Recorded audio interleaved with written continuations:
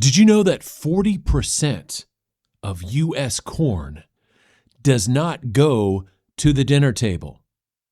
That's right, 40% of all U.S. corn crops do not make it to the dinner table. They do not get exported to other countries. No, that corn ends up in your gas tank instead. 5.6 billion bushels of corn each and every year ends up going to ethanol production, where it provides negligible environmental benefits while also destroying catalytic converters and damaging your engine, all while being much less efficient than regular gasoline. So while we're discussing the issue of SNAP benefits, which are scheduled to end November 1st due to government shutdown, we have a ready-made solution to feeding the poor, namely by sending that 40% of U.S. corn, that 5 billion bushels of corn each year, send that to food charities. Get it out of the gas tank and put it on the dinner table. And by doing this, everybody wins. The corn farmers still get their subsidy. The less fortunate citizens of the United States have an ample supply of edible food, namely a staple food, corn. And American drivers no longer have to deal with the corrosive and less fuel-efficient effects of ethanol.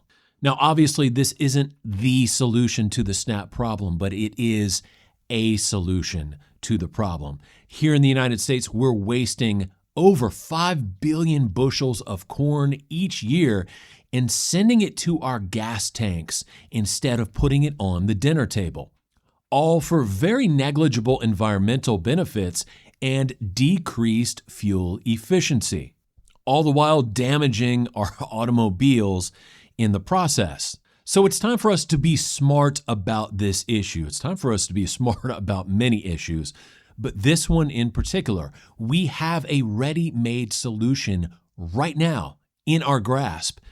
All it requires is a policy change to put it into motion.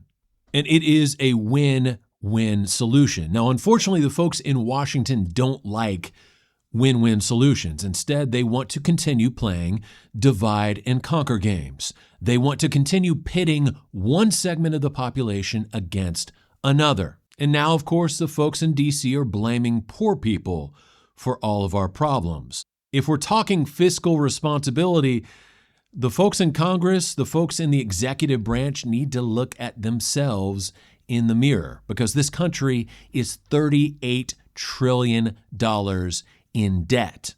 So before we go lecturing people about eating EBT food, it's time for the government in D.C. to get its own damn house in order. And one way we can do that is by putting our full food resources to use, sending that corn where it needs to go, into the bellies of U.S. citizens and not into the gas tanks of our automobiles. Now, if you like this kind of thinking, if you like these kinds of ideas, I certainly recommend you check out my book, The New Way. It's available on Amazon.com. The New Way discusses many solutions of this kind to our many problems in modern-day America.